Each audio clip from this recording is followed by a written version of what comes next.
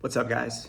Coach Vassar, thank you for joining me with OTF Audio Daily Beats. As always, appreciate you coming in, listening to me talk about these workouts. If you're new, thank you for joining me. If you find value in these videos, information is in the description to support me. Appreciate all that who have. If you have any feedback, as always, let me know. That way I can improve on these videos, give you more concise, digestible information on how to run these workouts. Breaking down the first workout of April, Tuesday, April 1st. This will not repeat in the month. Thank God, because this is a April Fool's workout. We're gonna see strength on the treads, endurance on the rower, and on the weight floor.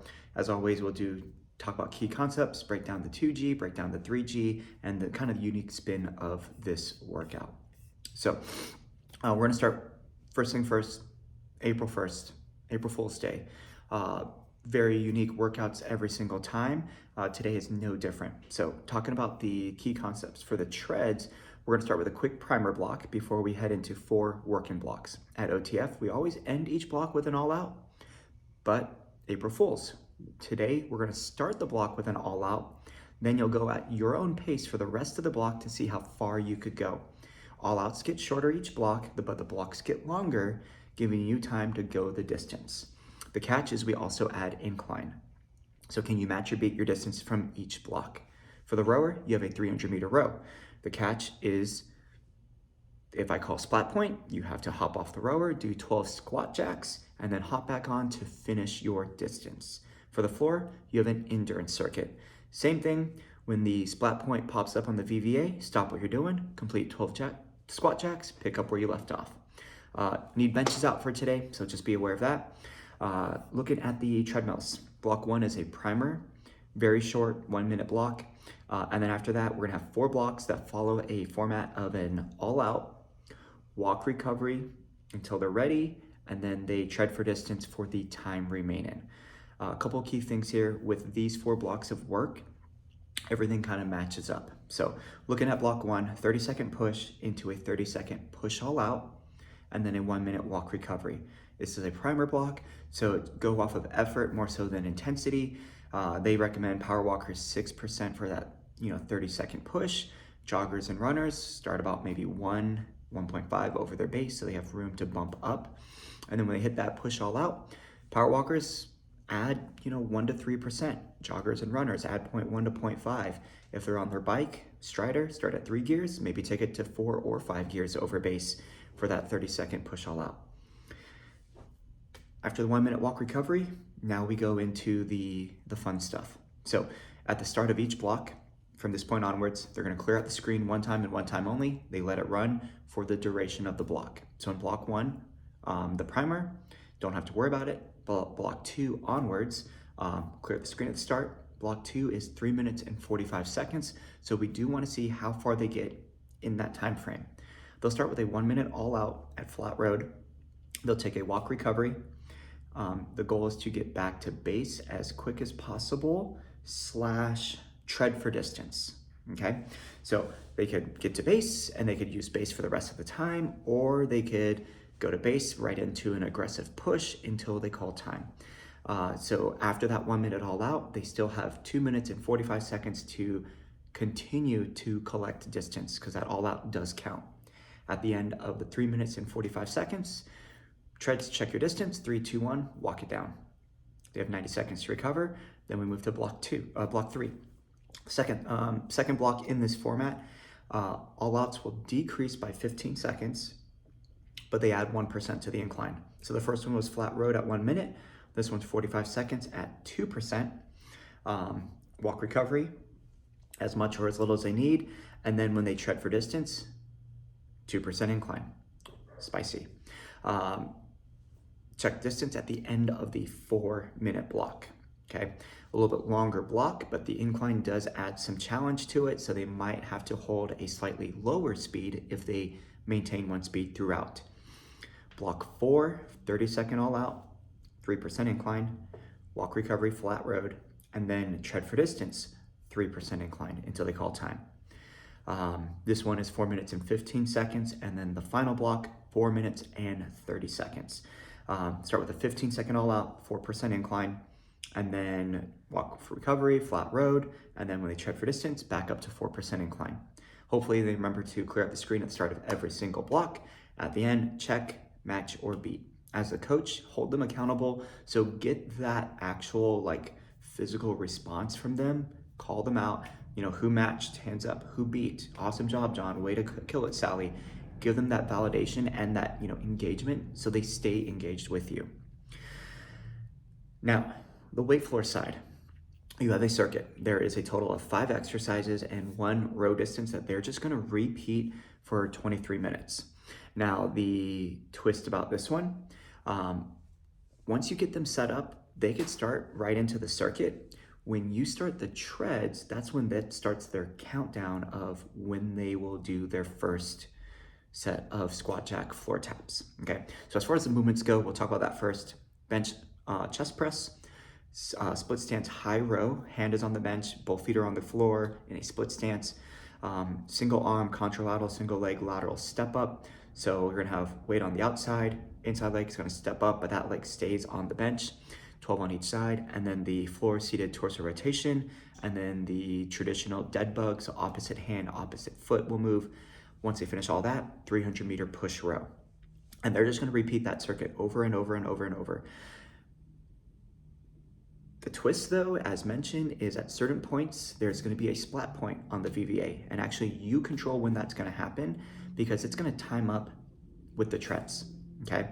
So in blocks 2, 3, 4, and 5 on the treadmills, whenever you take them to the walk recovery, that's when you're gonna swipe the weight floor VVA and call out splat point. And then the weight floor has to stop what they're doing, do their 12 floor tap, squat jacks, and then pick up where they left off. Rowers, they rack their handle, get off the rower, do their 12 squat jacks, get back on the rower, finish their distance, and then they go back to the weight floor, okay? So when you look at the timing of it, the 23-minute floor block, like if you start there 23 minutes when you start block 1 of the treadmills, the first set of squat jacks is going to happen 3 minutes in because you have that 1-minute primer, 1-minute walk recovery, 1 minute all out, then you swipe. So they have 3 minutes of work before their squat jack. The next one is gonna happen is at the 9-minute mark. So after the 45-second all out in block number 3. After that, the next one, after the 30-second all out, this is gonna happen at 13:15. And then the final one happens after the 15-second all out, which is gonna put them right at 18 minutes and 45 seconds, okay?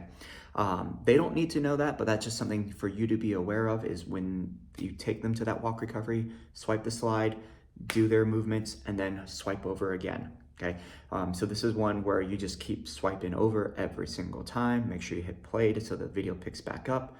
When you rotate the room, I personally would reset the VVA back to the beginning and then run it through again, just to keep it, succinct. The finisher is going to be a bench seated knee tuck, which of course that's not a movement that they've done before, but it's very simple. So just acknowledge it. No need to like demo it. Just point it out, get them to it. That's a 2G.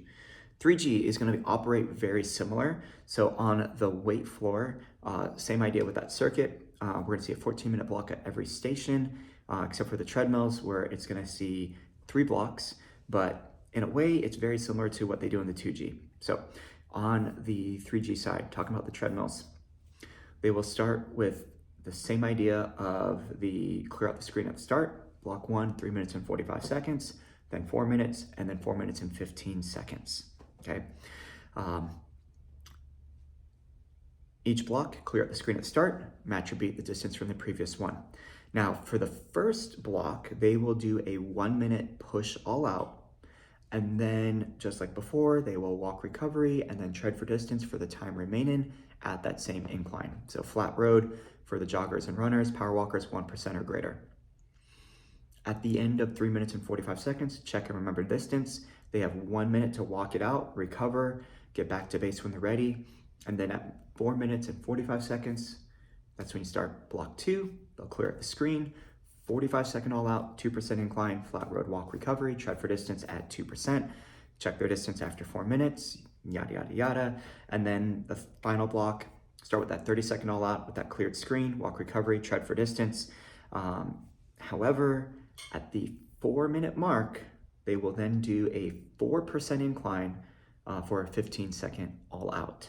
So that is included in the block itself. So 30 seconds, walk recovery, tread for distance until 4 minutes, and then 4 minutes to 14:50, 4% incline, all out effort. Now for the 3G, there's gonna be 3 opportunities of the squat jacks, and that's gonna happen prior to the tread for distances on the tread side. So just like before, we'll see the first swipe at the 1 minute mark. Then the next one is going to be at 5 minutes and 30 seconds. Then the final one is going to be at 10 minutes and 15 seconds. Okay.